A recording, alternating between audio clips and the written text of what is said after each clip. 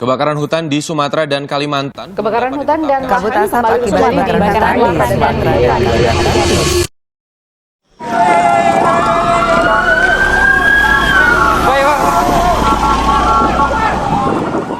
Halo semuanya, perkenalkan nama aku Divani Sapakan.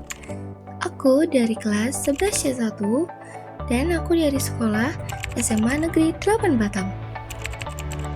Di sini aku pengen ngomongin sesuatu yang sering banget kita lihat, tapi jarang banget kita pikirkan dalam-dalam.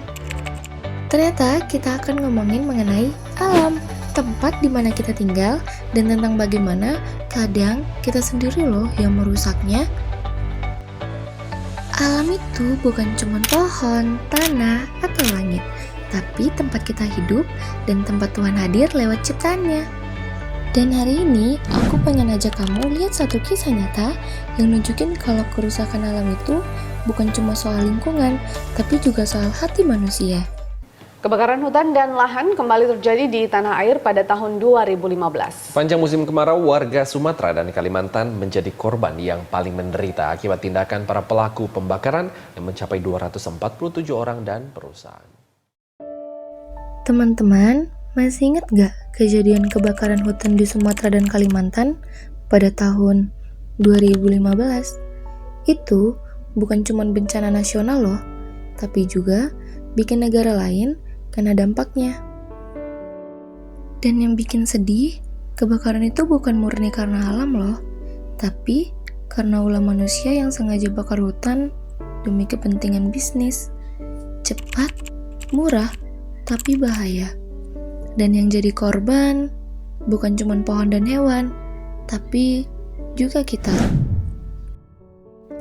Apa yang terjadi waktu itu sebenarnya jadi pengingat keras. Kalau kita main-main dengan alam, alam bisa balik menyerang kita. Mungkin kita nggak ikut bakar lahan, tapi pernah nggak sih kita buang sampah sembarangan, pakai plastik berlebihan, atau nyalain api waktu camping tapi nggak dimatiin? Padahal dalam kejadian 1 ayat 26-27, Tuhan udah bilang gini loh, berfirmanlah Allah, baiklah kita menjadikan manusia menurut gambar dan rupa kita, supaya mereka berkuasa atas ikan-ikan di laut, dan burung-burung di udara, dan atas ternak, dan atas seluruh bumi, dan atas segala binatang melata yang merayap di bumi. Dan ayat 27, maka Allah menciptakan manusia itu menurut gambarnya, menurut gambar Allah diciptakannya dia, laki-laki dan perempuan diciptakannya mereka. Kerusakan alam itu nyata. Kebakaran bikin tanah jadi tandus, satwa kehilangan habitat, sungai jadi kering, dan kalau hujan deras, malah banjir. Semua saling terhubung teman-teman.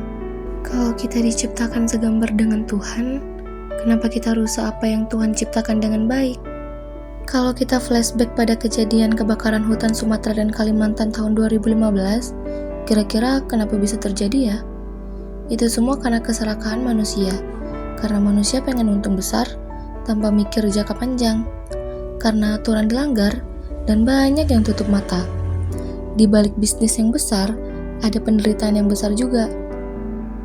Kebakaran itu bikin banyak satwa mati, hutan rusak parah, dan manusia menderita. Bayangin aja, rumah, tempat tinggal, makanan, dan udara, semuanya rusak karena kita yang serakah. Dan yang lebih miris, jutaan orang kena penyakit pernapasan. Anak-anak gak bisa sekolah, bahkan ada yang meninggal. Yang tertulis dalam Roma 8 ayat 22, sebab kita tahu bahwa sampai sekarang segala makhluk sama-sama mengeluh dan sama-sama merasa sakit bersalin. Alam itu sedang mengeluh teman-teman. Dia berteriak karena manusia gagal menjalankan tanggung jawabnya. Kita pikir kita kuat, tapi waktu alam marah, kita gak bisa ngelawan. Tapi kabar baiknya masih ada harapan. Kalau dulu manusia bisa merusak, sekarang manusia juga bisa memperbaiki. Mari kita mulai dari hal kecil. Contohnya seperti menanam pohon, kurangi plastik, daur ulang, bilang ke semua orang kalau bumi ini perlu dijaga. Pada Wahyu 11 ayat 18b, Tuhan berkata, kepada orang-orang kecil dan orang-orang besar, dan untuk membinasakan barang siapa yang membinasakan bumi.